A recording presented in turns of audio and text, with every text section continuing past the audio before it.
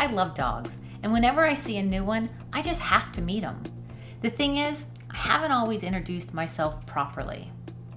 My knee-jerk reaction used to be to just beeline it over to the dog, lay out my hand to get sniffed, and then proceed to love on the dog. But it's this kind of behavior that can actually evoke fear or aggression in dogs that don't know you. So instead of doing what's natural and easiest for us, here's a way to tailor your first greeting so it's best for the dog. First of all, approach the owner, not the dog. You actually want to ignore the dog.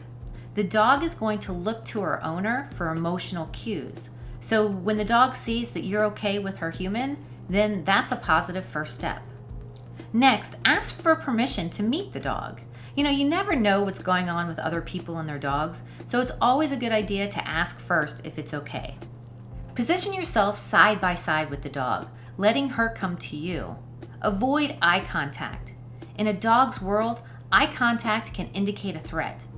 Instead, focus on a neutral area, like her chest, so that you can still keep a peripheral eye on her. If the dog sniffs you, wags her tail, and seems pretty relaxed, offer a closed hand to sniff.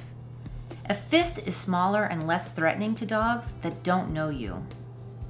If the dog sniffs your fist, gently touch the dog with an open hand on her shoulder, neck, or chest. These areas are less threatening to a dog than the top of her head or her back end.